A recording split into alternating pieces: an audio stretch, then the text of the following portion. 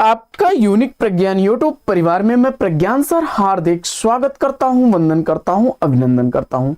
प्यारे साथियों, सुबह के 5 बज चुके हैं और जिस प्रश्नोत्तरी 50 का आप बेसब्री से करते रहते हैं इंतजार, वह प्रश्नोत्तरी 50 लेकर के आपके बीच उपस्थित हूं। प्रश्नोत्तरी 50 का मुख्य उद्देश्य, जैसा कि आपको विदित है, आपके अध्ययन का आपको रिविजन कराना है। कम समय में 50 महत्वपूर्ण प्रश्नों को प्रतिदिन करते हैं आप रिवाइज्ड। और इस अध्ययन श्रृंखला से अगर आप एक बार जुड़ गए तो मैं दावे के साथ कहता हूं साथियों कि यह अध्ययन श्रृंखला आपकी तैयारी को एक सही दिशा देने का प्रयास करेगी। और इस पाठचर्या को प्रारंभ करने से पूर्व देखेंगे एक प्यारा सा मॉर्निंग कोट्स कि जो व्यक्ति अपनी गलतियों के लिए खुद से लड़ता है उसे कोई भी हरा नहीं सकता। अपनी गलतियों को देखो, उसमें सुधार करो और उनको स्वीकार करो। यह आपकी सफलता का एक पायदान साबित होने वाला है साथियों, क्योंकि जिस दिन आप अपनी गलतियों को धीरे धीरे सुधार लेंगे, आपके प्रश्न खुद ब खुद सही हल होना शुरू हो जाएंगे। और जब प्रश्नों को आप सही हल करेंगे तो आपकी सफलता को कोई नहीं रोक सकता। इसी मॉर्निंग कोट्स के साथ प्रारंभ करेंगे शायद प्रश्नोत्तरी 50 को और देखेंगे प्रश्नोत्तरी 50 का पहला प्रश्न है, लाल चूनर के रचनाकार कौन है? इस प्रश्न का जवाब आपको बताना है। प्रश्न आपके मस्तिष्क में आ चुका होगा तो जवाब भी आपने चुन लिया होगा। जवाब में आपने चुना है रामेश्वर शुक्लांचल जी को, तो बिल्कुल सही जवाब रामेश्वर शुक्लांचल जी की यह रचना है। प्रश्न संख्या 2, यशोदा कहाँ कहाँ हो बात, तुम्हारे सुत के करतब मुंह पे कहे नहीं जात। इन पंक्तियों के रचनाकार कौन है? और जल्दबाजी में इसका जवाब अगर आपने सूरदास दे दिया होगा तो बिल्कुल गलत जवाब है आपका। यह चतुर्भुज दास की पंक्तियां हैं। अगला प्रश्न है कि लहर और चट्टान एकांकी के लेखक कौन हैं? लहर और चट्टान एकांकी किसके द्वारा लिखी गई है? विश्वंभर मानव उत्तर बता करके बिल्कुल सही जवाब दिया आपने।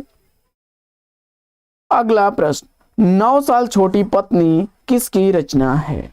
9 साल छोटी पत्नी के रचनाकार रविंद्र कालिया आपने चुन लिया है, बिल्कुल सही जवाब। अगला प्रश्न है कि जयशंकर प्रसाद का अंतिम नाटक कौन सा है? जयशंकर प्रसाद द्वारा लिखा गया अंतिम नाटक आपने ध्रुवस्वामिनी बताया, बिल्कुल सही जवाब।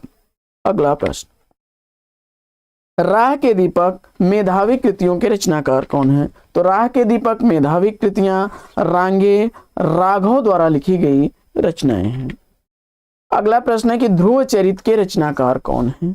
ध्रुव चरित कृति का रचनाकार आपने मलूक दास को चुना, तो बिल्कुल सही जवाब। अगला प्रश्न है कि अलंकार तिलक के ग्रंथ के रचनाकार कौन है? अलंकार तिलक ग्रंथ वाग्भट की रचना है। अगला प्रश्न है कि लव सेना आस्तीन के शाप एकांकी के एकांकीकार कौन है? तो लव सेना आस्तीन के शाप एकांकी कृष्ण किशोर श्रीवास्तव द्वारा लिखी गई रचना है। अगला प्रश्न, अमृत बाजार पत्रिका की स्थापना किसने की? अमृत बाजार पत्रिका की स्थापना शिशिर कुमार एवं मोतीलाल घोष ने की थी। अगला प्रश्न है कि जंगल जहां शुरू होता है किसका उपन्यास है? जंगल जहां शुरू होता है यह उपन्यास है संजीव का। अगला प्रश्न संख्या 12 है कि कर्मनाशा की हार कहानी के लेखक कौन है? कर्मनाशा की हार कहानी शिव प्रसाद सिंह द्वारा लिखी गई कहानी है। अगला प्रश्न है कि देहरी के पार किसका उपन्यास है? देहरी के पार उपन्यास विवेकी राय द्वारा लिखा गया उपन्यास है।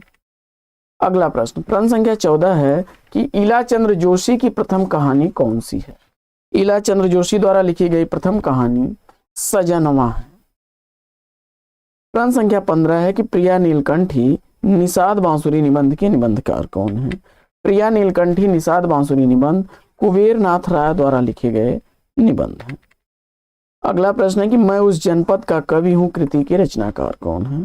मैं उस जनपद का कवि हूं त्रिलोचन की रचना है। अगला प्रश्न है कि शिवराज भूषण ने कितने अलंकारों का वर्णन किया है? शिवराज भूषण में 105 अलंकारों का वर्णन हुआ है। प्रश्न संख्या 18 है कि रसिकानंद कवि दर्पण किसकी कृतियां हैं?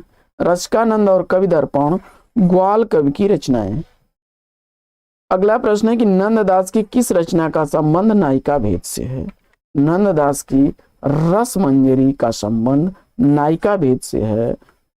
1550 ईस्वी इसका रचना काल है। अगला प्रश्न है कि निर्वैयक्तिकता का सिद्धांत के प्रवर्तक कौन है? निर्वैयक्तिकता के सिद्धांत के प्रवर्तक टी.एस. इलियट हैं। अगला प्रश्न है कि करुणा कादम्बनी राष्ट्रवीणा किस कवि की रचनाएं हैं? करुणा कादम्बनी राष्ट्रवीणा गया प्रसाद शुक्ल स्नेही की रचनाएं हैं। अगला प्रश्न है कि कहन श्याम संदेश एक मैं तो पे आयो, इन पंक्तियों के रचनाकार कौन है? यह पंक्तियां नंददास की हैं। अगला प्रश्न है कि अहम ब्रह्मास्मि किसकी प्रसिद्ध कहानी है? अहम ब्रह्मास्मि यह भीष्म शाहनी द्वारा लिखी गई कहानी है।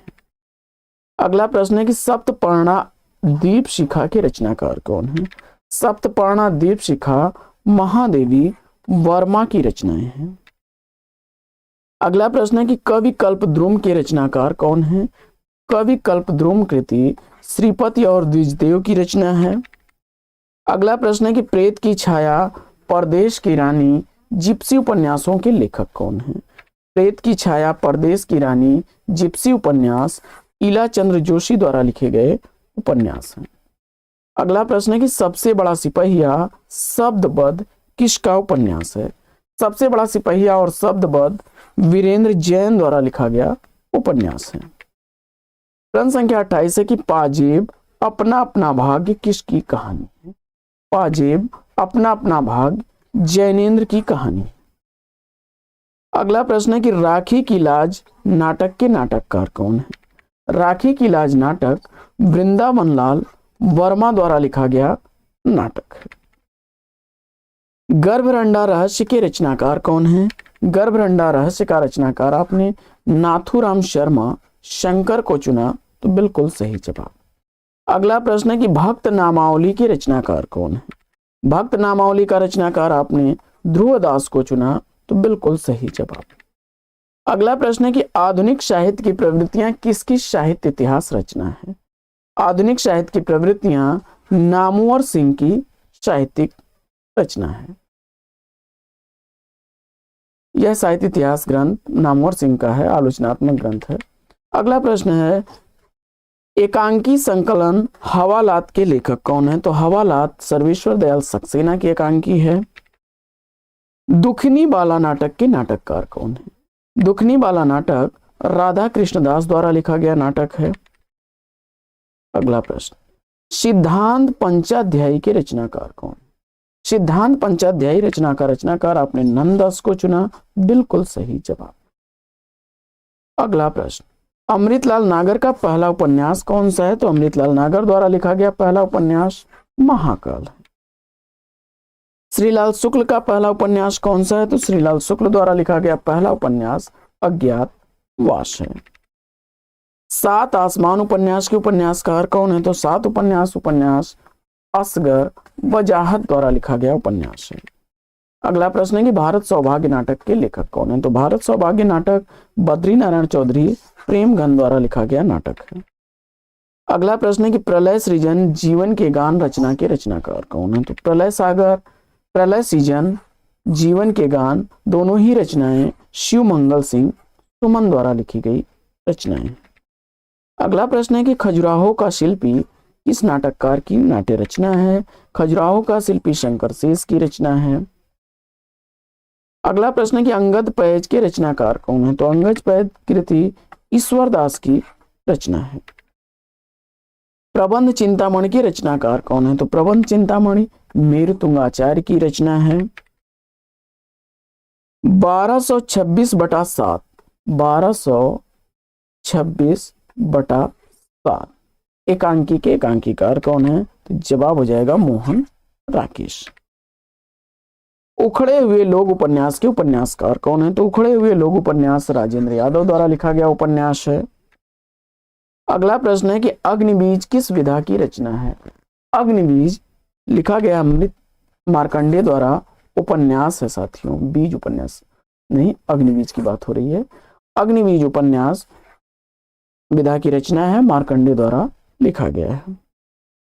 अगला प्रश्न है कि जैसी पहले कवि हैं सूफी बाद में, यह कथन किसका है? तो जैसी पहले कवि हैं सूफी बाद में विजय देव नारायण शाही का कथन है। रस सूत्र की व्याख्या करते हुए अभिव्यक्तिवाद की स्थापना किस आचार्य ने की?